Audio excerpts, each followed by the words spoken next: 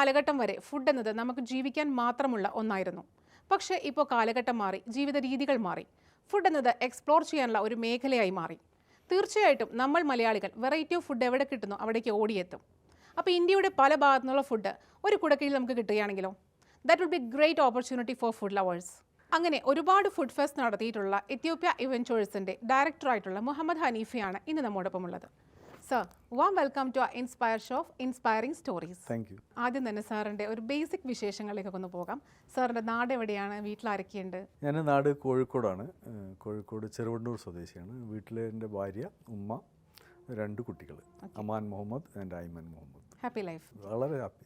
അപ്പം ഞാൻ ആദ്യം പറഞ്ഞു ഫുഡ് ഫെസ്റ്റിവലാണ് നമ്മുടെ ഒരു മെയിൻ അട്രാക്ഷൻ എന്ന് പറയുന്നത്. അപ്പോൾ ഇറ്റോപ്യ ഇവൻചേഴ്സ് നടത്തുന്ന ആ ഒരു ഫുഡ് ഫെസ്റ്റ് എന്താണ്, എങ്ങനെയാണ്? ഇറ്റോപ്യ ഇവൻചേഴ്സ് ഒരു പ്രൈവറ്റ് ലിമിറ്റഡ് കമ്പനിയാണ്. ഞങ്ങൾ ഏകദേശം ഒരേ കാലത്ത് ഒരുമിച്ച് പഠിച്ച കുറേ സുഹൃത്തുക്കളും അതോടൊപ്പം മറ്റു ചില സുഹൃത്തുക്കളും കൂടി ചേർന്ന് നടത്തുന്ന ഒരു കമ്പനിയാണ്. പ്രധാനമായും ഫുഡ് റിലേറ്റഡ് ആയിട്ടുള്ള ഇവൻറ്റുകളാണ് നമ്മൾ ഫോക്കസ് ചെയ്യുന്നത്, അതാണ് നടത്താൻ ഉദ്ദേശിക്കുന്നത്. അതിൻ്റെ ആദ്യത്തെ ഇവൻറ്റ് ഒരു മെഗാ ഇവൻറ്റ് എന്നുള്ള നിലയിലാണ് the great Indian food art വരുന്നത്. അത് ഏതൊരു ടൈമിലാണ് വരുന്നത്? മെയ് ഈ വർഷം നമ്മൾ ഒരു വെക്കേഷനിലാണ് വരുന്നത്. മെയ് മാസം 3-ാം തീയതി മുതൽ 12-ാം തീയതി വരെ. വെക്കേഷൻ ടൈം നോക്കിയിട്ടാണ് ആ ഒരു വെക്കേഷൻ ടൈം എന്ന് പറഞ്ഞാൽ ഒരു ഭക്ഷണം പ്രേമികൾക്ക് ആഘോഷങ്ങൾ നടക്കുന്ന ഒരു സമയം, അവർക്ക് എല്ലാവർക്കും ഒരുമിച്ച് കൂടാൻ പറ്റുന്ന ഒരു സന്ദർഭം, സമയം കൂടി പരിഗണിച്ചുകൊണ്ടാണ് ആ സമയത്തേക്ക്.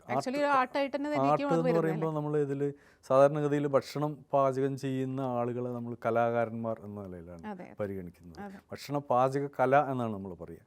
പാചകം മറ്റു പലതും പോലെ, അതായത് ഇപ്പം എന്താ പറയുക, നമ്മളൊരു സംഗീതം പോലെ, സംഗീതത്തിൻ്റെ ഒരു സ്വരസ്ഥാനങ്ങളുടെ ഒരു പ്രത്യേക തരത്തിലുള്ള വിന്യാസം കൊണ്ടാണ് സംഗീതം ഉണ്ടാകുന്നത്. അതുപോലെ തന്നെ കവിത എന്ന് പറഞ്ഞാൽ വാക്കുകളുടെ പ്രത്യേക തരത്തിലുള്ള വിന്യാസം കൊണ്ടാണ് ഉണ്ടാകുന്നത് കവിത ഉണ്ടാകുന്നത്. അതുപോലെ മറ്റെല്ലാ കലകളും, ഇപ്പോൾ ചിത്രം തന്നെ ആയാലും നിറക്കൂട്ടുകൾ കൊണ്ട് നമ്മൾ വരച്ചുണ്ടാക്കുന്ന ഒരു സാധനം.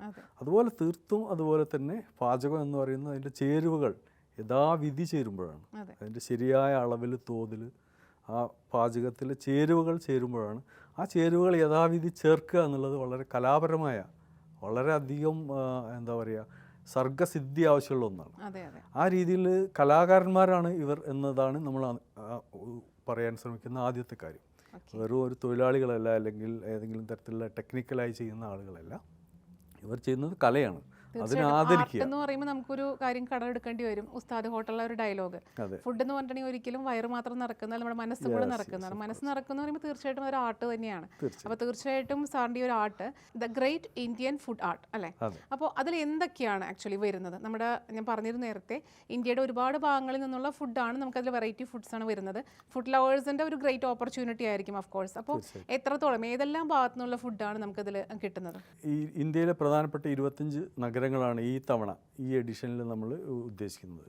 ഈ ഫുഡ് എന്ന് പറയുമ്പോൾ നമ്മൾ ഓരോ നാടിനും ഒരു ഫുഡ് ഉണ്ടാവും, ഒരു ഫുഡ് കൾച്ചർ ഉണ്ടാവും. ഇപ്പോൾ കോഴിക്കോട്, ഞങ്ങളുടെ നാട്, കോഴിക്കോടിൻ്റെതായ തനത് വിഭവങ്ങളുണ്ടാവും. കൊച്ചിയിലേക്ക് വരുമ്പോൾ കൊച്ചിയുടേതായ തനത് വിഭവങ്ങളുണ്ടാവും.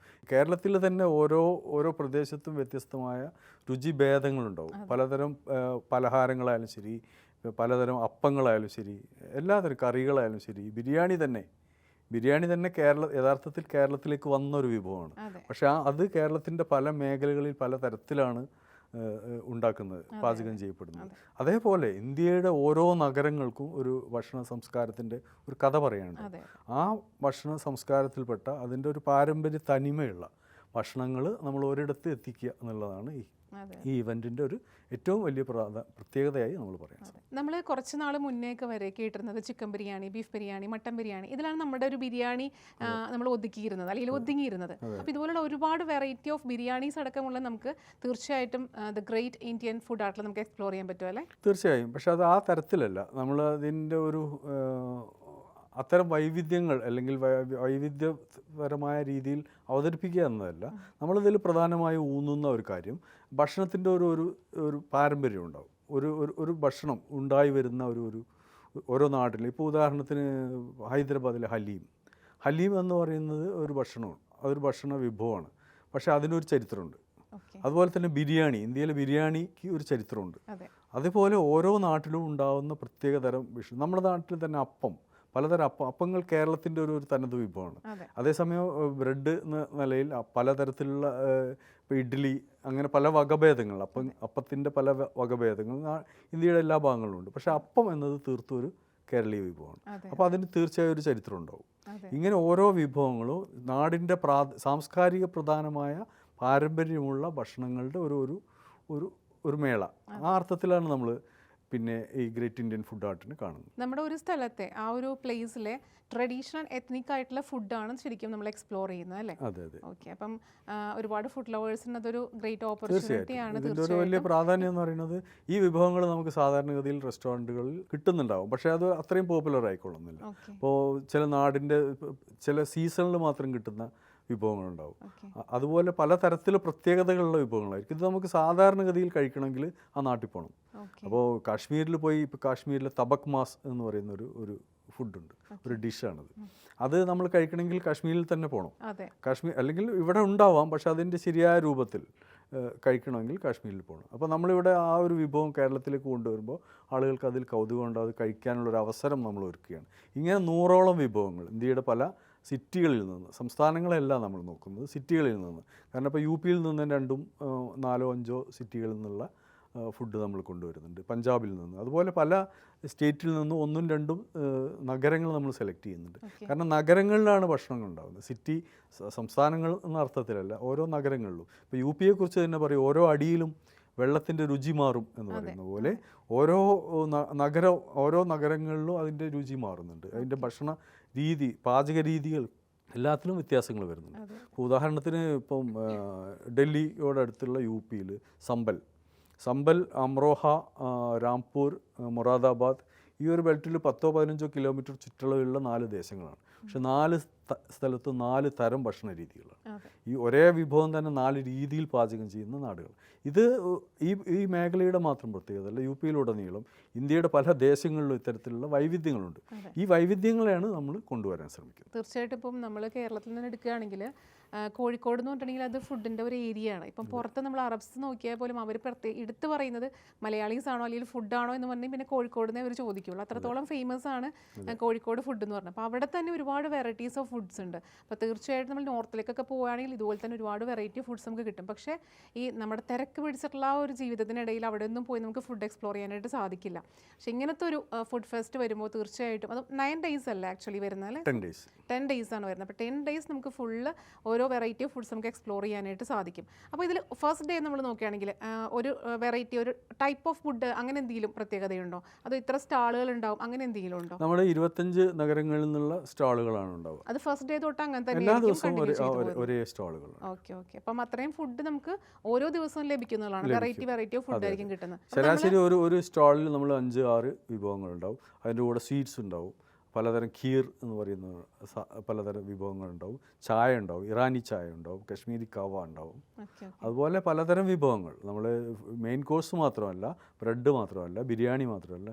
ബിരിയാണി തന്നെ ഇന്ത്യയിലെ വിവിധ ഭാഗങ്ങളിൽ നിന്നുള്ള 7-8 ബിരിയാണികൾ ഇതിലുണ്ടാവും. ഇതിൻ്റെ ടൈമും പിന്നെ ഇതിൻ്റെ ലൊക്കേഷനും ഒക്കെ എങ്ങനെയാണ് വരുന്നത്? ഇത് മെയ് 3 മുതൽ 12 വരെ, എല്ലാ ദിവസവും ഉച്ചയ്ക്ക് ശേഷം 3 മണി മുതൽ രാത്രി 10 മണി വരെയാണ്. ഇത് നടക്കുന്നത് കോഴിക്കോട് സരോവരം ബയോപാർക്കിനടുത്തുള്ള കാലിക്കറ്റ് ട്രേഡ് സെൻറ്റർ എന്ന ഒരു വലിയ ഫംഗ്ഷൻ ഹാളാണ്.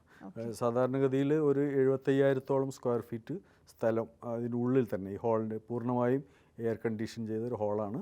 ഹാളിനോടനുബന്ധിച്ച് ഒരു 3000-ഓളം വാഹനങ്ങൾ പാർക്ക് ചെയ്യാനുള്ള സ്ഥല സൗകര്യം, നല്ല പാർക്കിംഗ് പ്ലേസ് കിട്ടും. ഉണ്ട്. എത്രത്തോളം ആൾക്കാർ നമുക്ക് ഓക്യുപ്പൈ ചെയ്യാൻ പറ്റും? നമ്മൾ ഒരു ദിവസം 5000 മുതൽ 7000 പേര് വരെയാണ് ഓരോ ദിവസം പ്രതീക്ഷിക്കുന്നത്. വീക്കെൻഡിൽ അതൊരു 7000 മുതൽ 10,000 വരെ ആളുകളെയാണ് പ്രതീക്ഷിക്കുന്നത്. ടോട്ടൽ നമ്മളൊരു എക്സ്പെക്റ്റേഷൻ ഒരു 1 ലക്ഷം മുതൽ 1.5 ലക്ഷം ആളുകളെയാണ് ഈ ഒരു 10 ഡേയ്സിൽ നമ്മൾ എക്സ്പെക്ട് ചെയ്യുന്നുണ്ട് അല്ലേ? ഇത് എൻട്രൻസ് ഫീസ് ഒക്കെ എങ്ങനെയാണ് വരുന്നത്? എൻട്രൻസ് ഫീസ് 100 രൂപയാണ്. പക്ഷേ അത് ഫുഡ് കൂപ്പൺ ആയിട്ട് റെഡീം ചെയ്യാൻ പറ്റും. അപ്പോൾ ഒരു 10 ഡേയ്സ് ഒക്കെ വരുന്ന ആൾക്കാർക്ക് അതിനനുസരിച്ച് റെഡീം ചെയ്യാൻ പറ്റും അല്ലേ? എല്ലാ ദിവസവും റെഡീം ചെയ്യാം. 100 രൂപക്ക് കൂപ്പൺ എടുക്കുക, അകത്ത് പോവുക, 100 രൂപക്കുള്ള ഫുഡ് കഴിക്കാം. ഓക്കെ. ഇത് ഓൺലൈൻ നമുക്ക് പർച്ചേസ് ചെയ്യാനായിട്ടുള്ള ഓൺലൈൻ അത് നമ്മൾ സെറ്റ് ചെയ്തുകൊണ്ടിരിക്കുന്നു. ഓക്കെ. അപ്പോൾ അതൊക്കെ ഡിസ്ക്രിപ്ഷൻ ബോക്സിൽ തീർച്ചയായിട്ടും ഉണ്ടാവും. അതിൻ്റെ ആ ഒരു ലിങ്കും കാര്യങ്ങളൊക്കെ ഉണ്ടാവും തീർച്ചയായിട്ടും. കാരണം ഒരുപാട് ആൾക്കാർ വെയിറ്റ് ചെയ്യുന്നുണ്ടാവും. അപ്പം ഈ ഒരു വെക്കേഷൻ വെക്കേഷൻ ടൈം ആകുമ്പോൾ തീർച്ചയായിട്ടും പുറത്ത് പോകണം, അല്ലെങ്കിൽ യാത്ര പോയിട്ട് ഇത്രയും ഫുഡൊക്കെ എക്സ്പ്ലോർ ചെയ്യണമെന്ന് ആഗ്രഹിക്കുന്ന ആൾക്കാർക്ക് അങ്ങോട്ടൊന്നും പോകാതെ നമുക്ക് കാലിക്കറ്റ് ട്രേഡ് സെൻറ്ററിലേക്ക് ഒരു വലിയൊരു ഫംഗ്ഷനായിട്ട് നമുക്ക് ചെല്ലുന്നത് ഒരു ഫെസ്റ്റിവൽ മൂഡിലാകുമ്പോൾ കുറച്ചും കൂടെ നല്ല സന്തോഷമായിരിക്കും ആളുകൾക്ക്. കാരണം ഒരു നാട് വികസിക്കുക എന്ന് പറയുമ്പോൾ അവിടുത്തെ റോഡും കെട്ടിടങ്ങളും മാത്രം വികസിച്ചാൽ പോരാ, നമ്മൾ അവിടുത്തെ ജനങ്ങളുടെ മനസ്സിൻ്റെ സന്തോഷവും മനസ്സിൻ്റെ ആ ഒരു ആരോഗ്യം കൂടെ വളരെ ഇമ്പോർട്ടൻ്റ് ആണ്. അതിന് ഇങ്ങനെയുള്ള ഫെസ്റ്റിവൽസ് തീർച്ചയായിട്ടും വളരെയധികം ഉപകാരപ്പെടും. അപ്പോൾ സാറിനെ പോലുള്ള നമ്മുടെ ഇറ്റോപ്യ ഇവൻജേഴ്സ് നടത്തുന്ന ഇതുപോലുള്ള ഫെസ്റ്റിവൽസ് ഒരുപാട് മനുഷ്യരുടെ ആ ഒരു മനസ്സും കൂടെ സന്തോഷകരമാക്കാനായിട്ട് സഹായിക്കുന്നതാണ് സത്യം. തീർച്ചയായിട്ടും നാട് വികസിക്കുക എന്ന് പറയുമ്പോൾ നാടിൻ്റെ അതുകൊണ്ടാണ് ഫുഡ് ഫെസ്റ്റുകൾ ഉണ്ടാകുന്നത്. അതെ അതെ. ഇപ്പം നമ്മുടെയൊക്കെ ഒരു ചെറുപ്പകാലത്ത് ഫുഡ് ഫെസ്റ്റുകളിൽ നിന്ന് കേട്ടുകേൾവി പോലും ഇല്ലാത്ത, അല്ലെങ്കിൽ അങ്ങനെ ഒരു കോൺസെപ്റ്റ് നമ്മളാരും കേട്ടിട്ടില്ല ഫുഡ് ഫെസ്റ്റ് എന്ന അർത്ഥത്തിൽ. ഭക്ഷണം എന്ന് പറഞ്ഞാൽ നമ്മൾ പ്രധാനമായിട്ട് വീടുകളിലുള്ള ഭക്ഷണം, അത് അന്നന്നത്തെ ആഹാരം, അന്നത്തെ അപ്പത്തിന് വേണ്ടിയാണ് മനുഷ്യൻ അന്നൊക്കെ ജീവിച്ചത്. ഇപ്പോൾ അത് വന്ന് അതോടൊപ്പം തന്നെ കല്യാണങ്ങളിൽ തന്നെ നമ്മൾ അന്ന് കണ്ടിരുന്ന ഒരു വലിയ പ്രത്യേകത എന്ന് പറഞ്ഞാൽ എല്ലാവർക്കും ഒന്നിച്ചിരുന്ന് ഭക്ഷണം കഴിക്കാം, പക്ഷെ വളരെ പരിമിതമായ വിഭവങ്ങളാണ് കല്യാണങ്ങളുണ്ടായിരുന്നത്. അതുപോലെ ഇപ്പോൾ ചില പഴയ കത്തുകളൊക്കെ കാണാം, കല്യാണ കത്തുകൾ. അതിൻ്റെ അടിയിലൊരു കുറിപ്പുണ്ടാവും, നിങ്ങളുടെ ഈ ആഴ്ചത്തെ റേഷൻ ഇങ്ങോട്ട് കല്യാണത്തിന് വരുമ്പോൾ കൊണ്ടുവരണം, അല്ലെങ്കിൽ അതിലേക്ക് സംഭാവന ചെയ്യണം എന്നൊക്കെ പറഞ്ഞിട്ട് അങ്ങനെയൊക്കെ ഉണ്ടായിരുന്ന കല്യാണങ്ങൾ നമ്മൾക്ക് ഏകദേശം ഒരു 50 വർഷം മുമ്പ് വരെ കേരളത്തിൽ നടന്നിട്ടുണ്ട്. അവിടെ നിന്നാണ് നമ്മൾ ഇപ്പോൾ ഈ 2024 നിൽക്കുമ്പോൾ ഫുഡ് ഒരു ആഘോഷത്തിൻ്റെ ഒരു പ്രതീകമായി മാറുന്നത്. ഭക്ഷണത്തിൻ്റെ മാറ്റം കൂടുതൽ വന്നത് കൊറോണയ്ക്ക് ശേഷമാണെന്ന് തോന്നുന്നു. അതായത് കൊറോണയ്ക്ക് ശേഷം മനുഷ്യർ കൂടുതൽ മനസ്സിലാക്കി തുടങ്ങി ലൈഫ് ഇങ്ങനെ പോയാൽ പോരാ, എപ്പോൾ വേണമെങ്കിലും തീരാം, അപ്പം നമ്മൾ കൂടുതൽ എൻജോയ് ചെയ്യണം നമ്മുടെ ലൈഫ്. നമ്മൾ കിട്ടുന്ന പൈസ നമ്മൾ ജീവിതം മാത്രം നോക്കിയാൽ പോരാ, കുറച്ചും കൂടെ നമുക്കൊരു എക്സ്പ്ലോറിങ് വേണമെന്നുള്ളതിലാണ് ഫുഡും പ്ലേസും ഒക്കെ അവർ എക്സ്പ്ലോർ ചെയ്യാൻ തുടങ്ങിയത്. ആക്ച്വലി ആ ഒരു ഫുഡ് ഫെസ്റ്റിവലിൻ്റെ ഒരു ഇമ്പോർട്ടൻസ് കിട്ടുന്നതും ആ ഒരു കാലഘട്ടത്തിൽ, നമ്മൾ ആ ഒരു കഴിഞ്ഞ സമയത്താണ്, കൊറോണ കഴിഞ്ഞ സമയത്താണ് ഇതിൻ്റെയൊക്കെ ഒരു ഇമ്പോർട്ടൻസ് മനുഷ്യർക്ക് മനസ്സിലായി തുടങ്ങിയത്. ആക്ച്വലി തീർച്ചയായിട്ടും കൊറോണ ഒരു പ്രധാന ഘടകമാണ് അതിൽ. അതേസമയം ഇവിടെ നടന്നൊരു സാമൂഹിക മാറ്റമുണ്ട്. ഭക്ഷണം എന്നത് നമ്മൾ എല്ലാവരും പറയുന്ന പോലെ ഒരു അടിസ്ഥാന ആവശ്യമാണ്. മനുഷ്യൻ്റെ 3 അടിസ്ഥാന ആവശ്യങ്ങളിൽ ഏറ്റവും പ്രധാനപ്പെട്ട ഒന്നാണ് ഭക്ഷണം. ഭക്ഷണം, വസ്ത്രം, പാർപ്പിടം എന്നാണ് നമ്മൾ പറയുക. ആ ഭക്ഷണം എന്നത് അടിസ്ഥാന ആവശ്യമായിരിക്കുമ്പോൾ തന്നെ ഇതുപോലെ ഒരു പല കാരണങ്ങൾ കൊണ്ട് ഇപ്പോൾ കൊറോണ നമ്മളെ മനുഷ്യൻ്റെ കണ്ണ് ഉറപ്പിച്ചിട്ടുണ്ട്. എന്തിനാണ് സമ്പാദിച്ച് കൂട്ടുന്നത്, എന്തിനാണ് അത് പൂത്തി വെക്കുന്നത്, അല്ലെങ്കിൽ എന്തിനാണ് ഒരു ഭാഗത്ത് സൂക്ഷിച്ച് വെക്കുന്നത് എന്നുള്ള ചിന്ത മനുഷ്യന് ഉണ്ടാക്കിയിട്ടുണ്ട്. ജീവിക്കുമ്പോൾ നല്ല രീതിയിൽ ജീവിക്കുക, പണം ഉപയോഗിച്ച് ഭക്ഷണം കഴിക്കുക, ഇതുപോലുള്ള ജീവിത സൗകര്യങ്ങൾ ആസ്വദിക്കുക എന്നൊരു തലത്തിലേക്ക് അത് എത്തിയിട്ടുണ്ട്. അതോടൊപ്പം അതെല്ലാത്തെയും കാരണങ്ങൾ നമ്മുടെ നാട്ടിൽ ഇപ്പോൾ ഞാൻ നേരത്തെ പറഞ്ഞ പോലെ ഭക്ഷണം, ആഘോഷം, ആളുകൾക്ക് കൂടിച്ചേരുക, സ്നേഹം പങ്കുവെക്കുക, അതുപോലുള്ള കാര്യങ്ങളിലേക്ക് ഇത് വരുന്നുണ്ട്. ഇപ്പോൾ നമ്മൾ തന്നെ ഇതിൻ്റെ ഒരു ടാഗ് ലൈനായിട്ട് പറയുന്നത് ടേസ്റ്റ് ഓഫ് ഹാർമണി എന്നാണ്. സൗഹാർദ്ദത്തിൻ്റെ, മനുഷ്യ പരസ്പരമുള്ള സ്നേഹത്തിൻ്റെ ഒക്കെ ഒരു ഐക്യത്തിൻ്റെ ഒരു പ്രതീകമായിട്ടാണ് നമ്മൾ ഭക്ഷണത്തെ കാണുന്നത്. ഫുഡ് മാത്രമല്ല, ഒരു സ്നേഹം പങ്കുവയ്ക്കാനും തീർച്ചയായിട്ടും ഇങ്ങനെയുള്ള ഫുഡ് ഫെസ്റ്റിവൽസ് ഒരുപാട് ഹെൽപ്പ് ചെയ്യാറുണ്ട്. നമുക്ക് കോഴിക്കോട് മാത്രമല്ലല്ലോ വരിക, ഒരുപാട് സ്ഥലങ്ങളിൽ നിന്നുള്ള ആൾക്കാർ വരുമ്പോൾ അതൊരു മീറ്റിംഗ് പോയിന്റ് ആയിട്ട് മാറുകയാണ്. ഫുഡും കൂടെ എൻജോയ് ചെയ്യുമ്പോൾ തീർച്ചയായിട്ടും അതൊരു ഫെസ്റ്റിവൽ മൂഡ് തന്നെയായിരിക്കും. തീർച്ചയായിട്ടും പങ്കുവെക്കുക എന്ന് പറയുമ്പോൾ, ഭക്ഷണം പങ്കുവെക്കുക എന്ന് പറയുമ്പോൾ മറ്റു വിഭവങ്ങളിൽ നിന്ന് വ്യത്യസ്തമായി ഭക്ഷണത്തിലുള്ള ഒരു പ്രത്യേകത അത് ഏത് സാഹചര്യത്തിലും നമുക്ക് പങ്കുവെക്കാൻ കഴിയുന്നതാണ്. ഇപ്പോൾ നമ്മളൊരു ദരിദ്രനാവട്ടെ ധനികനാവട്ടെ, ഒരു ഉരുള ചോറ് അല്ലെങ്കിൽ ഒരു പിടി ചോറ് എന്നൊക്കെ പറയുന്ന പോലെ ഒരു റൊട്ടി, അത് നമുക്ക് പങ്കുവെക്കാം, ഏത് സാഹചര്യത്തിലും നമുക്ക് പങ്കുവെക്കാൻ കഴിയും. അതേസമയം നമ്മുടെ വസ്ത്രം നമുക്ക് അങ്ങനെ ആ അർത്ഥത്തിൽ പങ്കുവെക്കാൻ കഴിയും. നമ്മൾ ഒരാൾക്ക് വാങ്ങിക്കൊടുക്കേണ്ടി വരും, അത് അവിടെ അവസാനിക്കുകയാണ്. നമ്മുടെ വീട്ടിലേക്ക് ഒരാൾ കടന്നു വരുമ്പോൾ അയാൾക്ക് നമ്മൾ ഭക്ഷണം പങ്കുവെക്കണമെങ്കിൽ നമ്മുടെ ഉള്ളിൽ സ്നേഹം ഉണ്ടായിരിക്കണം. ആ മനുഷ്യനോടുള്ള അനുകമ്പ, ഏതെങ്കിലും തരത്തിലുള്ളൊരു മാനുഷിക വികാരം ഉണ്ടാകുമ്പോൾ മാത്രമേ നമുക്ക് ഈ ഭക്ഷണം പങ്കുവെക്കാൻ കഴിയും. അപ്പോൾ ഭക്ഷണം എന്നത് എപ്പോഴും പങ്കുവെക്കലിൻ്റെ ഒരു പ്രതീകമാണ്, സ്നേഹത്തിൻ്റെ പ്രതീകമാണ്. സ്നേഹം ഉണ്ടാകുമ്പോൾ മാത്രമാണ് സാധ്യമാവുന്ന ഒരു കാര്യമാണ് ഈ പങ്കുവെക്കുക എന്നത്.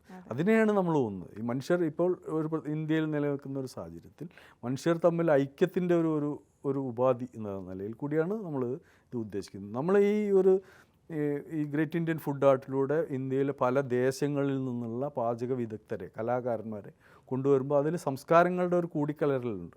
പലതരം സംസ്കാരങ്ങൾ പരസ്പരം പരിചയപ്പെടാൻ കഴിയുന്ന ഒരവസരം. നമ്മുടെ നാട്ടിൽ തന്നെയുള്ള ആളുകൾ, ഇപ്പോൾ നമ്മുടെ മലയാളികൾ മിക്കവാറും സഞ്ചാരികളാണ്, ലോകം കണ്ടിട്ടുള്ളവരായിരിക്കും മിക്കവാറും മലയാളികൾ. എന്നാലും ലോകം കണ്ടിട്ടില്ലാത്തൊരു ചെറിയ വിഭാഗമെങ്കിലും കേരളത്തിലുണ്ടാവും.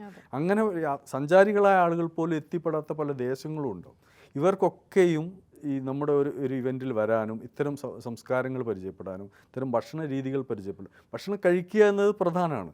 അതോടൊപ്പം തന്നെ അതിനെ അറിയുക എന്ന ഒരു പ്രക്രിയ കൂടി ഇതിൻ്റെ കൂടെ നടക്കുന്നത്. തീർച്ചയായിട്ടും അതോടൊപ്പം ഇതിൻ്റെ കൂടെ പലതരം സാംസ്കാരിക പരിപാടികൾ നമ്മൾ ഇതിനോട് അനുബന്ധമായി സംഘടിപ്പിക്കും. അതും തീർച്ചയായിട്ടും ഈ ഒരു പ്ലേസ്, അതായത് ഇപ്പം നമ്മുടെ നാട്ടിൽ മാത്രമല്ല ആ ഒരു പ്ലേസിനെ റിലേറ്റഡ് ആയിട്ടുള്ള ഒരു ട്രഡീഷണൽ വേ ഓഫ് കൾച്ചർ ആയിരിക്കും ഉണ്ടാവുക. അത് നമ്മൾ പ്രധാനമായിട്ടും കേരളത്തിലെ ബാൻഡുകളും പാട്ടുകളും നാടൻ പാട്ടുകളും ബാബുക്കയുടെ പാട്ട് അതുപോലെയുള്ള അതിലാണ് നമ്മൾ കോഴിക്കോടിൻ്റെ അതെ അതെ അതെ പിന്നെ അതുപോലെ അതോടൊപ്പം പുറത്തു നിന്നുള്ള പാട്ടുകളും ഉണ്ടാവും. പിന്നെ അതിനോടൊപ്പം നമ്മൾ ഇതിൻ്റെ ഒരു അക്കാദമിക തലത്തിൽ എന്താണ് ഭക്ഷണവും ടൂറിസവും തമ്മിലുള്ള ബന്ധം, ഭക്ഷണത്തിൻ്റെ തന്നെ പലതരം ആസ്പെക്റ്റിൽ നമ്മൾ അക്കാദമികമായി മനസ്സിലാക്കേണ്ട പല കാര്യങ്ങളും ഉണ്ടാവുമല്ലോ. അത്തരം ചർച്ചകളും സംവാദങ്ങളും പ്രസൻറ്റേഷൻസും ഒക്കെ ഇതിനോടനുബന്ധമായിട്ടുണ്ട്. ഇത്തരം വിദഗ്ധർ അത് നമ്മൾ ചാർട്ട് ചെയ്ത് വരുന്നേ ഉള്ളൂ. ഈ പ്രോഗ്രാമിൻ്റെ ഒരു അവസാന ഘട്ടത്തിലേക്ക് അതിൻ്റെ പൂർണ്ണരൂപം നമുക്ക് പ്രസിദ്ധീകരിക്കാൻ പറ്റും. നമ്മുടെ ബ്രോഷറിൽ നമ്മൾ ഒരുപാട് ഫുഡ് വ്ളോഗേഴ്സ് ഡേ എന്നതിൽ കണ്ടിരുന്നു ഞാൻ. അപ്പോൾ എന്താണ് ഈ ഫുഡ് വ്ളോഗേഴ്സ് ഡേ നമ്മുടെ ഗ്രേറ്റ് ഇന്ത്യൻ ഫുഡ് ആർട്ടിൽ വരുന്നത്? ഫുഡ് വ്ളോഗേഴ്സ് ഡേ നമ്മൾ വളരെ ബോധപൂർവം ചെയ്യുന്ന ഒരു പ്രോഗ്രാമാണ്. ഫുഡ് വ്ളോഗേഴ്സ് നമ്മൾക്കറിയാം, ഇപ്പോൾ കഴിഞ്ഞ ഏതാനും വർഷങ്ങളായി നിങ്ങൾ പറഞ്ഞ കൊറോണയ്ക്ക് ശേഷം പൂർണ്ണമായും ഏതൊരു ഫുഡുമായി ബന്ധപ്പെട്ട ഭക്ഷണവുമായി ബന്ധപ്പെട്ട വ്യവസായ സംരംഭങ്ങളെ പൂർണ്ണമായും വിജയത്തിലാക്കുന്നത് ഫുഡ് വ്ളോഗർമാരാണ്. മറ്റു പരസ്യ ഉപാധികളൊന്നുമില്ല. അവർ വരുന്നു, കഴിക്കുന്നു, അവരതിനെക്കുറിച്ച് പറയുന്നു. ചിലരൊക്കെ വളരെ വിപുലമായി പറയും, ചിലർ വളരെ പരിമിതമായി പറയും. എന്തായാലും ഈ ഫുഡ് വ്ളോഗേഴ്സാണ് ഇതിനെ മാർക്കറ്റ് ചെയ്യുന്നത്. ഏതൊരു സംരംഭത്തെയും, പുതിയ സംരംഭം, അത് ചെറുതാവട്ടെ വലുതാവട്ടെ, കല്യാണങ്ങളുടെ പോലും പിന്നെ പ്രൊമോഷൻ നടത്തുന്നുണ്ട്. അതിൻ്റെ പിന്നെ ആൽബങ്ങളിലൊക്കെ അത് കാണാം. അങ്ങനെ പലതരത്തിൽ ഫുഡ് വ്ളോഗേഴ്സാണ് ഇപ്പോൾ കേരളത്തിലെ ഭക്ഷണ വ്യവസായത്തെ പലതരത്തിൽ നിലനിർത്തുന്നു, അതിന് മുന്നോട്ട് കൊണ്ടുപോകുന്നു. അതേസമയം അവർക്ക് പണം കിട്ടുന്നുണ്ടാവാം, തീർച്ചയായും അവർക്ക് റെമ്യൂണറേഷൻ കിട്ടുന്നുണ്ടാവും. പക്ഷേ അവർക്ക് ഒരു അംഗീകാരമോ ഒരു ആദരവോ കിട്ടുന്നുണ്ടോ? കുറവായിരിക്കും. നമ്മൾ ആ പോയിന്റിൽ നിന്നാണ് ആലോചിക്കുന്നത്. നമ്മൾ അവരെ ആദരിക്കാനാണ്. അതെ, പണം കൊടുത്ത് കൊണ്ടുവരിക എന്നുള്ളത് വളരെ എളുപ്പമുള്ള കാര്യമാണ്. അത് പണമുള്ള ആർക്കും ഇവരെ കൊണ്ടുവന്ന് ഇതിൻ്റെ പ്രൊമോഷൻ നടത്താം. ഞങ്ങൾ അവർക്ക് തിരിച്ച് അവരെ ആദരിക്കാനാണ്. അവരുടെ സേവനം കേരളത്തിലെ ഭക്ഷ്യ വ്യവസായ മേഖലയെ പോഷിപ്പിക്കുന്നുണ്ട്. ആ ഘടകത്തിനാണ് ഞങ്ങൾ പോകുന്നത്. അതുകൊണ്ട് അവരെ ആദരിക്കപ്പെടണം, അവർ അംഗീകരിക്കപ്പെടണം, അവരുടെ അനുഭവങ്ങൾ അവർക്ക് പങ്കുവെക്കാൻ അവസരം കിട്ടണം. അതിനുള്ളൊരു അവസരം എന്ന നിലയിലാണ് കേരളത്തിലെ ഏറ്റവും പ്രധാനപ്പെട്ട 100 ഫുഡ് വ്ളോഗർമാരെ നമ്മൾ ഈ വേദിയിൽ, ഗ്രേറ്റ് ഇന്ത്യൻ ഫുഡ് ആർട്ടിൻ്റെ വേദിയിൽ ആദരിക്കുക.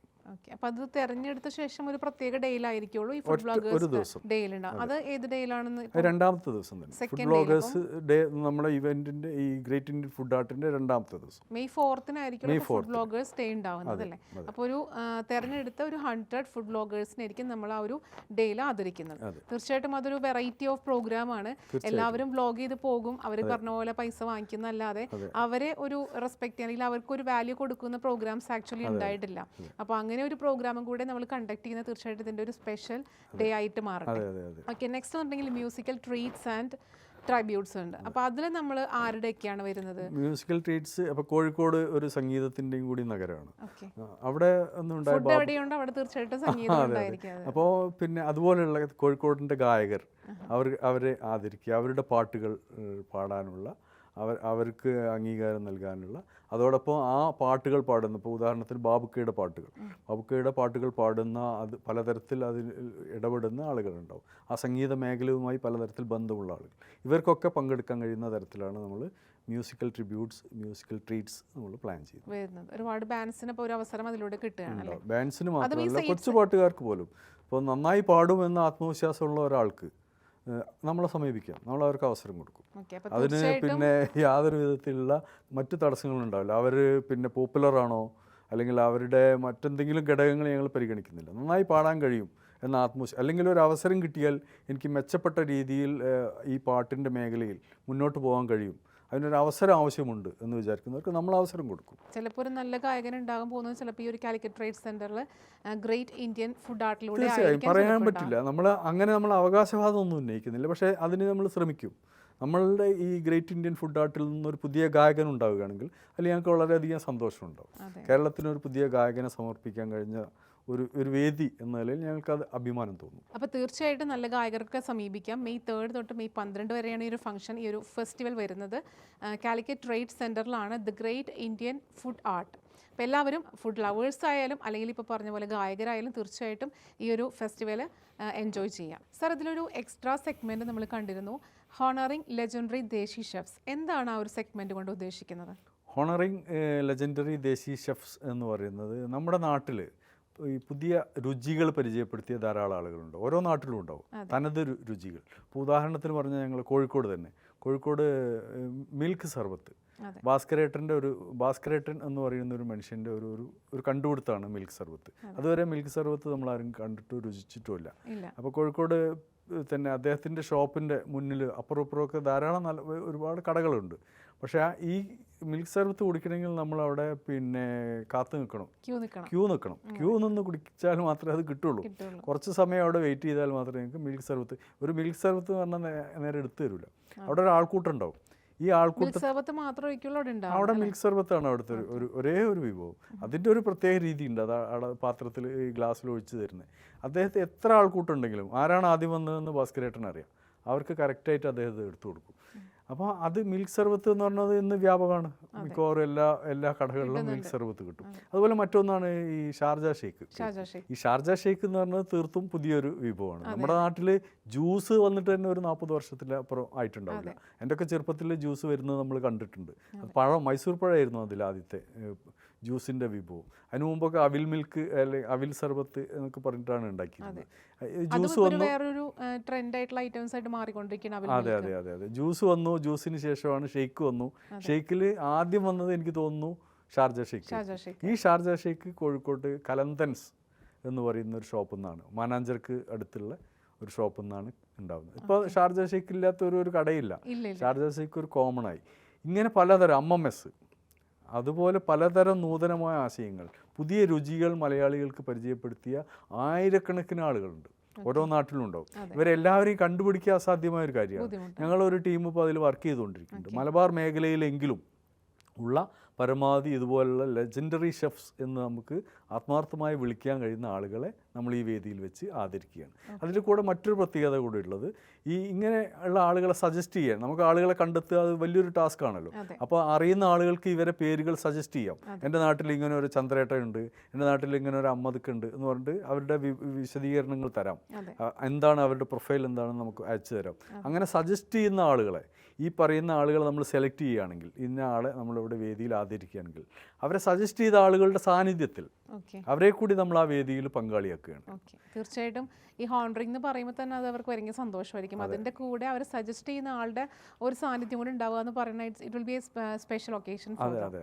സർ, അടുത്തൊരു സെക്ഷൻ വരുന്നത് ലൈവ് ഇല്ലുസ്ട്രേഷൻസ് ആൻഡ് ഇൻസ്റ്റലേഷൻസ് ആണ്. എന്താണ് ആ ഒരു സെഗ്മെന്റ് വരുന്നത്? ലൈവ് ഇല്ലുസ്ട്രേഷൻ എന്ന് പറയുന്നത് നമ്മൾ ഈ ചിത്രം വരയ്ക്കുന്ന പെയിൻറ്റിങ് ആർട്ടിസ്റ്റുകൾക്കുള്ള ഒരു അവസരമാണ്. അവർക്ക് ആ ഗ്രേറ്റ് ഇന്ത്യൻ ഫുഡ് ആർട്ടിൻ്റെ ഭക്ഷണം കഴിക്കുന്നതും അത് വിളമ്പുന്നതും അതുമായി ബന്ധപ്പെട്ട പലതരം പ്രവർത്തനങ്ങൾ, പലതരം ആക്ടിവിറ്റീസ് അവിടെ നടക്കും. അതിന് ലൈവായിട്ട് അവിടെ നിന്ന് ചിത്രീകരിച്ചാൽ നമ്മളൊരു ആക്ടിവിറ്റി ഏരിയ ഉണ്ടാവും. അവിടെ വെച്ച് അത് ലേലം ചെയ്ത് വെക്കും. ലേലം ചെയ്ത് കിട്ടുന്ന തുക അവർക്ക് എടുക്കാം. ഇൻ കേസ് ആരും അത് ലേലത്തിൽ പിടിക്കുന്നില്ല, ഞങ്ങളൊരു മിനിമം തുക അതിന് കണക്കാക്കി അവരുടെ എഫേർട്ടിനും അവരുടെ ചിലവിനും പക്ഷേ അത് അവർക്ക് കിട്ടുന്ന വലിയൊരു ഒരു അവസരം എന്നതാണ്. നമ്മളത് വില കൊടുത്ത് വാങ്ങും. Great Indian food art team അവർ വരയ്ക്കുന്ന ചിത്രം അതിൻ്റെ ഗുണമേന്മയിലല്ല, അവരുടെ അതിനോടുള്ള സന്നദ്ധതയിൽ, അവരെടുക്കുന്ന എഫേർട്ടിന് നമ്മൾ കൊടുക്കുന്നൊരു വിലയുണ്ട്. ആ വില കൊടുത്ത് നിങ്ങളത് മേടിക്കും. പാട്ടുകാർക്ക് മാത്രമല്ല, ചിത്രം എല്ലാതരം കലാകാരന്മാർക്കും, പരമാവധി ആളുകൾ. ഫുഡ് ഒരു കലയായിരിക്കുമ്പം നമ്മൾ ഈ ഗ്രേറ്റ് ഫുഡ് ഫെസ്റ്റുകൾ എന്നാണ് പൊതുവെ ഭക്ഷണം ഫുഡ് ഫെസ്റ്റ് എന്നാണ് സാധാരണ പറയുക. നമ്മൾ ഫുഡ് ആർട്ട് എന്ന് പറയുന്നത് തന്നെ ഇതൊരു കലയാണ് എന്ന് ഞാൻ തുടക്കത്തിൽ സൂചിപ്പിച്ചു. അതുകൊണ്ട് ഇതുമായി ബന്ധപ്പെട്ട എല്ലാ തരം കലാകാരന്മാർക്കുള്ള ഒരു അവസരം, അവർക്ക് കൂടി യോജിച്ച് നിൽക്കാൻ കഴിയുന്ന ഒരു ഇടം എന്ന നിലയിൽ കൂടിയാണ് ഗ്രേറ്റ് ഇന്ത്യൻ ഫുഡ് ആർട്ടിൻ്റെ വേദി ഞങ്ങൾ ഒരുക്കുന്നത്. അതായത് പാചകം ചെയ്യുന്നവർക്ക് മാത്രമല്ല, മറ്റ് കലാകാരന്മാർക്ക് ഒരു ഓപ്പർച്യൂണിറ്റി, ഒരു പ്ലാറ്റ്ഫോമാണ് ഗ്രേറ്റ് ഇന്ത്യൻ ഫുഡ് ആർട്ട് കൊടുക്കുന്നത്, അല്ലേ? നെക്സ്റ്റ് ഒരു സെഗ്മെന്റ് വരുന്നത് ഫുഡ് ഫോട്ടോഗ്രാഫി ഷോ ആണ്. എന്താണ് ആ ഒരു സെഗ്മെന്റ്? തീർച്ചയായിട്ടും പേര് കേൾക്കുമ്പോൾ തന്നെ ആൾക്കാർക്ക് മനസ്സിലാക്കാൻ പറ്റും, എങ്കിലും അതിൻ്റെ ഡീറ്റെയിൽസ് ഒന്ന് പറയാം. ഫുഡ് ഫോട്ടോഗ്രാഫി തീർത്തും ഒരു പുതിയ ഒരു സെഗ്മെൻ്റാണ്. അത് നേരത്തെ നമ്മൾ കേട്ടിട്ടില്ലാത്ത ഒന്നാണ്. ഫോട്ടോഗ്രാഫിയിൽ പലപ്പോഴും ഭക്ഷണങ്ങൾ എന്താ പറയുക ചെയ്തിട്ടുണ്ടാവും. കേരളത്തിൽ തന്നെ വളരെ പ്രധാനപ്പെട്ട ഒരുപാട് ഫോട്ടോഗ്രാഫേഴ്സ് നമുക്കറിയാവുന്ന അവരൊക്കെയും ഒരു പക്ഷേ ഭക്ഷണത്തിന് അവരുടെ ക്യാമറയിൽ പകർത്തിയിട്ടുണ്ടാവും. പക്ഷേ ഫുഡ് ഫോട്ടോഗ്രാഫി എന്ന രീതിയിൽ ഒരു ശാഖ പുതുതായി വന്നതാണ്. ഓക്കെ. അപ്പോൾ അങ്ങനെ കുറേ കലാകാരന്മാർ കേരളത്തിലുണ്ട്. പലരും ഫുഡ് ഫോട്ടോഗ്രാഫിയിൽ പിന്നെ ഷോകൾ നടത്തുന്നുണ്ട്, എക്സിബിഷൻസ് നടത്തുന്നുണ്ട്. അത്തരത്തിലുള്ള 2-3 ഫുഡ് ഫോട്ടോഗ്രാഫേഴ്സിൻ്റെ ഫോട്ടോസ് നമ്മളവിടെ എക്സിബിഷനിൽ ഉൾപ്പെടുത്തുന്നു. അപ്പോൾ ആക്ച്വലി നമ്മൾ അവിടെ സജ്ജീകരിച്ചിട്ടുള്ള ഫുഡ് സ്റ്റോൾസിൻ്റെ തന്നെ ഫുഡ്സ് ആണോ ഈ ഒരു ഫോട്ടോ സെക്ഷനിൽ വരുന്നത്? അല്ല, നേരത്തെ തന്നെ അവർ കയ്യിലുണ്ടാവുന്ന ഫോട്ടോസ് അവരെടുത്തിട്ടുള്ള ഓൾറെഡി എടുത്തിട്ടുള്ള ഫോട്ടോഗ്രാഫ്സ് വെച്ചിട്ടുള്ള ഒരു സെക്ഷൻ ആയിരിക്കുള്ളൂ ആ ഒരു സെഗ്മെന്റ് വരുന്നത്. അതെ അതെ. അതോടൊപ്പം പുസ്തകങ്ങൾ പ്രകാശനം ചെയ്യുന്നുണ്ട്.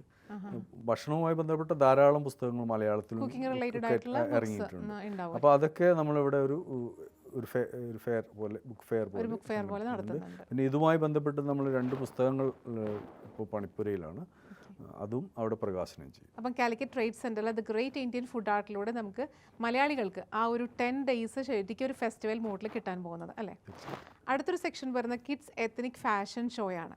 അപ്പോൾ അതിൻ്റെ ഒരു ഡീറ്റെയിൽസ് എന്തൊക്കെയാണ്? അല്ല, നമ്മളിപ്പോൾ ഇത്രയും പറഞ്ഞപ്പോൾ നമ്മൾ ഇതിലെവിടെയും കുട്ടികൾ വന്നിട്ടില്ല. അതെ, വന്നില്ല. അപ്പോൾ കുട്ടികളുടെ ഒരു ഫാഷൻ ഷോ, എത്നിക് എന്ന് പറയുന്നത് ഫുഡ് പല നാടുകളിൽ നിന്നായതുകൊണ്ട് പല നാടിൻ്റെ വേഷവിധാനങ്ങൾ, ആ വേഷവിധാനങ്ങളിൽ കുട്ടികൾക്ക് ഒരു ഫാഷൻ ഷോ. ഓക്കെ. അപ്പോൾ ഈ ഒരു ഇത്രയും സ്റ്റോൾസ് വരുന്നുണ്ട്. ആക്ച്വലി 25 സ്റ്റോൾസ് വരുന്നുണ്ട്. അപ്പോൾ 25 പ്ലേസസിൽ നിന്നുള്ള ആ ഒരു ഡിഫറെൻറ്റ് ടൈപ്പ് ഓഫ് ഡ്രസ്സ്, ഈ പറഞ്ഞ ട്രഡീഷണൽ ആയിട്ടുള്ള ഡ്രസ്സുകളും കുട്ടികൾക്ക് വെയർ ചെയ്തിട്ട് ഒരു ഫാഷൻ ഷോ അവിടെ കണ്ടക്ട് അത് ഈ സിറ്റികളിൽ നിന്നുള്ളതാവണമെന്നില്ല. ഇന്ത്യയുടെ പല മേഖലകളിലെ പലതരം വസ്ത്രങ്ങൾ. ഇപ്പോൾ ആസാമിലെ ഭക്ഷണം നമ്മൾ ഈ തവണ കൊണ്ടുവരുന്നില്ല. അതേസമയം ആസാമിൽ നിന്നുള്ള സാംസ്കാരിക പരിപാടികൾ നമുക്ക് സംഘടിപ്പിക്കാവുന്നതാണ്. ആസാമിലെ വേഷവിധാനം ഈ കിഡ്സ് ഫാഷൻ ഷോയിൽ ഉൾപ്പെടുത്താവുന്നതാണ്. അപ്പോൾ അങ്ങനെ ഒരു വെറൈറ്റി ഓഫ് ഫാഷൻ ഷോ കൂടെ നമ്മൾ കണ്ടക്ട് ചെയ്യുന്നുണ്ട്. തീർച്ചയായിട്ടും ഫുഡ് മാത്രമല്ല, ഫുഡ് ഉണ്ട്, ഫോട്ടോഗ്രാഫി ഉണ്ട്, അതുപോലെ തന്നെ കുറേ ലെജൻസിനെ നമ്മൾ ആദരിക്കുന്നുണ്ട്. അതോടൊപ്പം തന്നെ കുഞ്ഞുങ്ങൾക്ക് വേണ്ടിയിട്ടുള്ള ഒരു സ്പെഷ്യൽ ഫാഷൻ ഷോയും കൂടെ നമ്മുടെ great Indian food art conduct ചെയ്യുന്നുണ്ട്. ഇനി നെക്സ്റ്റ് വരികയാണെങ്കിൽ അക്കാഡമിക് ടോക്സ് ആൻഡ് പ്രസൻറ്റേഷൻസ്. എന്താണ് ആ ഒരു സെഗ്മെൻറ്റ് കൊണ്ട് ഗ്രേറ്റ് ഇന്ത്യൻ ഫുഡ് ആർട്ട് ഉദ്ദേശിക്കുന്നത്? ഭക്ഷണത്തിൻ്റെ പലതരം വ്യവഹാരങ്ങളുണ്ട്. അപ്പോൾ ഭക്ഷണത്തെക്കുറിച്ച് തന്നെ ചില തർക്കങ്ങൾ, കോടതി വ്യവഹാരങ്ങൾ നടന്നിട്ടുണ്ട്. പിന്നെ ഭക്ഷണം ആരുടേതാണ് എന്നതിനെക്കുറിച്ചുള്ള തർക്കങ്ങൾ, അത് നിയമവ്യവഹാരങ്ങൾ എന്ന നിലയിൽ അല്ലാതെ തന്നെ പലതരത്തിൽ ചില പ്രത്യേക ഭക്ഷണങ്ങളുണ്ട്. അത് ഏത് നാടിൻ്റെതാണ് എന്നതിനെക്കുറിച്ച് ആളുകൾക്ക് അറിയാത്ത ഇതുണ്ടാവും. ഇപ്പോൾ ചിലർ പറയും ഞങ്ങളുടേതാണ്, ഈ വിഭവം ഞങ്ങളുടെ നാട്ടിൽ നിന്നുണ്ടായതാണ്. മറ്റു ചിലർ മറ്റു ചില അവകാശവാദം. ഇതൊന്നും തർക്കങ്ങളല്ല, നിയമവ്യവഹാരങ്ങളല്ല. ഇതുമായി ബന്ധപ്പെട്ട് ഭക്ഷണം എങ്ങനെയാണ് ഒരു ടൂറിസം പ്രോജക്റ്റിൻ്റെ ഒരു ഉപാധിയാവുന്നത്, ഭക്ഷണത്തിലൂടെ എങ്ങനെയാണ് ഫുഡ് ടൂറിസം എങ്ങനെ സാധ്യമാവും, അങ്ങനെ പലതരത്തിലുള്ള നമ്മളതിൻ്റെ പിന്നെ ഒരു 5-6 ദിവസങ്ങളിൽ ഇതുമായിട്ട് ബന്ധപ്പെട്ട പ്രസൻറ്റേഷൻ, മലയാളികളും അല്ലാത്തവരുമായ ആളുകൾ ഈ അക്കാദമിക് ഷോകളിലും പ്രസൻറ്റേഷനിലും പങ്കെടുക്കും. അതെ അതെ അതെ. ഇപ്പോൾ കൊറോണയ്ക്ക് ശേഷം ഭക്ഷണത്തിനെ കുറിച്ചുള്ള ഏറ്റവും വലിയ മനുഷ്യൻ്റെ ആശങ്ക അത് പിന്നെ ഒരേ സമയം പോഷകദായകമായിരിക്കണം, അത് ഹെൽത്തി ആയിരിക്കണം. അതെ. അപ്പോൾ അൺഹെൽത്തിയായ ഭക്ഷണങ്ങളെക്കുറിച്ചൊരു അവയർനെസ് നമുക്കുണ്ട്. ഏത് ഭക്ഷണം കഴിച്ചാലാണ് നമുക്ക് പ്രതിരോധ ശേഷി കൂട്ടാൻ കഴിയുക, ഏത് ഭക്ഷണമാണ് നമ്മുടെ ആരോഗ്യത്തിനെ തകർക്കുന്നത്, നശിപ്പിക്കുന്നത് എന്നതിനെക്കുറിച്ചൊക്കെ മലയാളികൾ വളരെയധികം ബോധവാന്മാരാണ് ഈ കാലത്ത്. അപ്പോൾ അത് സംബന്ധമായ ചർച്ചകൾ, അങ്ങനെ പലതരത്തിൽ ഭക്ഷണവുമായി ബന്ധപ്പെട്ട പലതരം ചർച്ചകളും സംവാദങ്ങളും ഇതിൻ്റെ ഭാഗമായി നമ്മൾ സംഘടിപ്പിക്കും. ഇപ്പം ഞാൻ നേരത്തെ പറഞ്ഞ പോലെ ഒരു ഹോൾ പാക്കേജാണ് മലയാളികൾക്ക് ഈ ഒരു 10 days Calicut trade centre Sarovaram പാർക്കിൽ ദ ഗ്രേറ്റ് ഇന്ത്യൻ ഫുഡ് ആർട്ടിലൂടെ നമുക്ക് ലഭിക്കുന്നത്. അപ്പോൾ തീർച്ചയായിട്ടും നമ്മൾ മലയാളികൾ എൻജോയ് ചെയ്യണം, അവിടെ ചെന്നിട്ട് അത് എൻ്റർടൈൻ ചെയ്യണം. തീർച്ചയായിട്ടും അതൊരു വലിയൊരു ഫെസ്റ്റിവൽ മൂഡാണ്. ആ ഒരു ഫെസ്റ്റിവൽ നമ്മൾ യൂട്ടിലൈസ് ചെയ്യാണ് വേണ്ടത് അല്ലേ?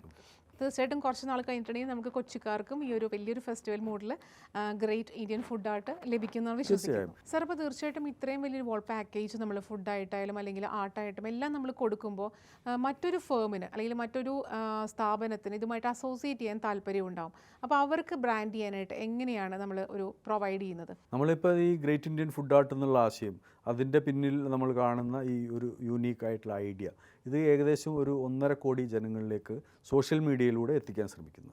അതിൻ്റെ പുറമെ നമ്മുടെ ഇൻഡോർ ഔട്ട്ഡോർ പ്രോഗ്രാമുകൾ വേറെയും ഉണ്ടാവും. അപ്പോൾ അതിൽ നിന്ന് ഏകദേശം ഒരു 1.5 ലക്ഷം വരെ ആളുകൾ, 1 ലക്ഷം മുതൽ 1.5 ലക്ഷം വരെ ആളുകൾ ഈ വേദിയിലെത്തും എന്നാണ് ഞങ്ങൾ പ്രതീക്ഷിക്കുന്നത്.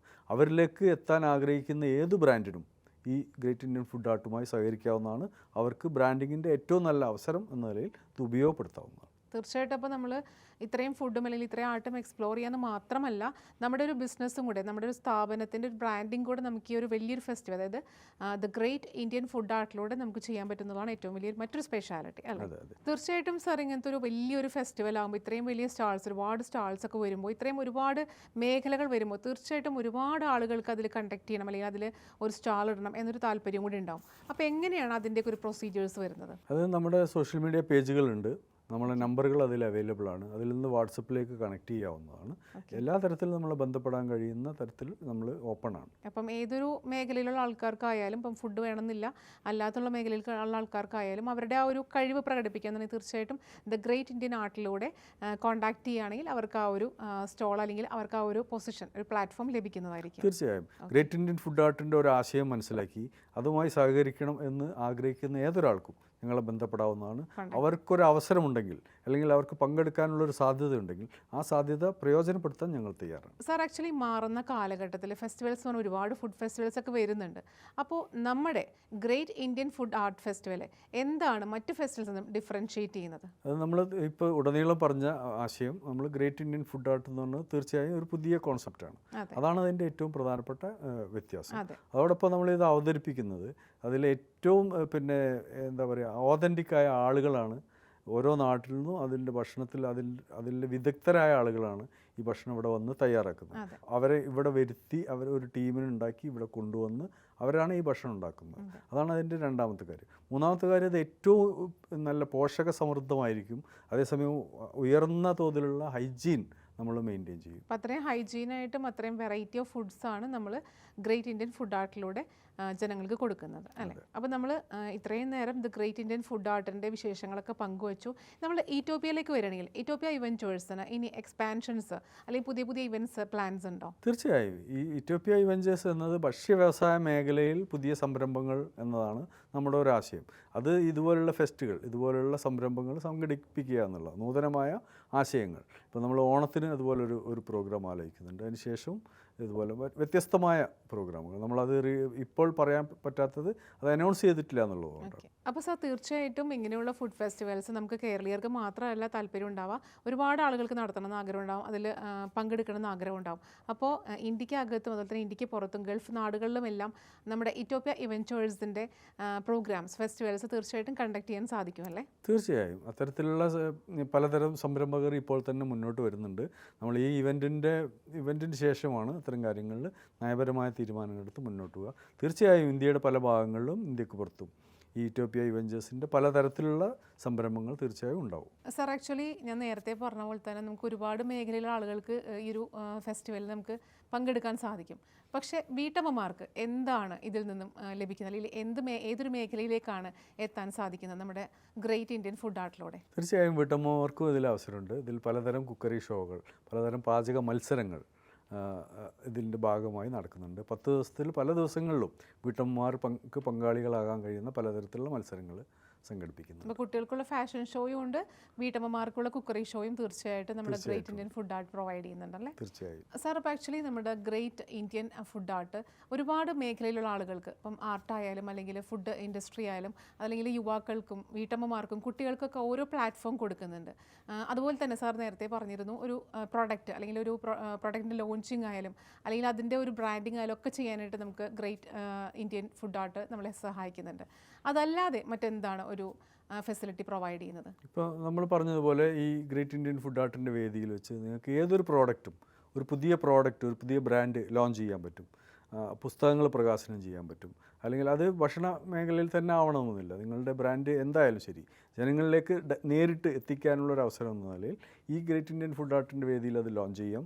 അതേപോലെ തന്നെ മറ്റു പല കൂട്ടായ്മകൾ, ഇപ്പം നമ്മുടെ നാട്ടിൽ ആ കൂട്ടായ്മകളുടേതായ ആഘോഷങ്ങളും കൂടിച്ചേരലുകളും ധാരാളമായി നടക്കുന്നുണ്ട്. പ്രത്യേകിച്ച് റെസിഡൻസ് അസോസിയേഷനുകൾ, അവരുടെ ഒരു ഗാദറിങ് നമുക്ക് ഇവിടെ വെച്ച് നടത്താൻ പറ്റും. അതുപോലെ തന്നെ അലൂമിനി അസോസിയേഷനുകൾ. പല കോളേജുകളിൽ ഒന്നിച്ച് പഠിച്ച കുട്ടികൾ, പഴയ കാലത്തെ പിന്നെ ഓർമ്മകൾ പങ്കുവെക്കാനുള്ളൊരു അവസരം. അതോടൊപ്പം ഭക്ഷണം വേദി നമ്മളവിടെ കൊടുക്കും, ഭക്ഷണം നമ്മളവിടെ കൊടുക്കും, അവർക്കുള്ള സാംസ്കാരിക പരിപാടികൾ അന്തരീക്ഷം നമ്മളവിടെ കൊടുക്കും. അവർക്ക് വരാം, ആ സമയം അവർക്ക് സ്പെൻഡ് ചെയ്യാം. അങ്ങനെയുള്ള അവസരം വെറൈറ്റി ഓഫ് ഫെസിലിറ്റി ആണ് കേട്ടോ. കാരണം അത് പലപ്പോഴും ഹോട്ടൽസും റിസോർട്ട്സ് ഒക്കെ കൊടുക്കും, പക്ഷേ ഇതുപോലുള്ള ഫെസ്റ്റിവൽസ് എവിടെയും ഇങ്ങനെ ഒരു ഗ്യാതറിംഗ് കൊടുക്കുന്നതായിട്ട് ഞാൻ കേട്ടിട്ടില്ല. അപ്പം തീർച്ചയായിട്ടും ഇതും ഒരു നമ്മുടെ ഗ്രേറ്റ് ഇന്ത്യൻ ഫുഡ് ആർട്ടിൻ്റെ മറ്റൊരു സ്പെഷ്യാലിറ്റിയാണ്. ഈ ഒരു അലൂമിനീസിനായാലും അല്ലെങ്കിൽ റെസിഡൻഷ്യൽ ഗ്രൂപ്പിനായാലും ഒരു ഗ്യാതറിങ്ങിനുള്ളൊരു അവസരം കൊടുക്കുക. It's A special event for them. തീർച്ചയായിട്ടും ഇനിയും ഒരുപാട് ഫെസ്റ്റിവൽസ് നടത്താനായിട്ട് സാധിക്കട്ടെ. Thank you. നമ്മൾ മലയാളികൾ എപ്പോഴും അവധിക്കാലം ആഘോഷമാക്കുന്നവരാണ്. തീർച്ചയായിട്ടും ഈ ഒരു അവധിക്കാലം ആഘോഷമാക്കാൻ കാത്തിരിക്കുന്നവരായിരിക്കും നിങ്ങളും. നിങ്ങൾക്ക് വേണ്ടി ഈറ്റോപ്പിയ ഇവൻറ്റേഴ്സ് ഒരുക്കുന്ന, കാലിക്കറ്റ് ട്രേഡ് സെൻറ്ററിൽ ഒരുക്കുന്ന the great Indian food art May 3 തൊട്ട് മെയ് 12 വരെ നടക്കുന്നുണ്ട്. എല്ലാവരും പോയി എൻജോയ് ചെയ്യണം. തീർച്ചയായിട്ടും ഫുഡ് ഫെസ്റ്റിവൽ മാത്രമല്ല, സാംസ്കാരിക രംഗത്തെ ഒരുപാട് പരിപാടികൾ, പ്ലാറ്റ്ഫോമുകളാണ് നമുക്ക് അവിടെ അവൈലബിൾ ആയിട്ടുള്ളത്. അത് യുവാക്കൾക്ക് മാത്രമല്ല, വീട്ടമ്മമാർക്കുണ്ട്, കുട്ടികൾക്കുള്ള ഫാഷൻ ഷോ അടക്കം എല്ലാ തരത്തിലുള്ള ഷോയും എൻ്റർടൈൻമെൻറ്റ്സും നമുക്ക് അവിടെ ലഭിക്കുന്നുണ്ട്. ഇത്രയും നേരം അതിൻ്റെ എല്ലാ വിശേഷങ്ങളും നമ്മളോട് പങ്കുവച്ചത് ഈറ്റോപ്പിയ ഇവൻറ്റേഴ്സിൻ്റെ ഡയറക്ടറായിട്ടുള്ള മുഹമ്മദ് ഹനീഫ സാറാണ്. ഇനിയും ഇതുപോലുള്ള ഇൻസ്പയറിംഗ് സ്റ്റോറീസുമായി ഇൻസ്പയർ കാണുന്നവരെ it's me Sajna Zahra signing off.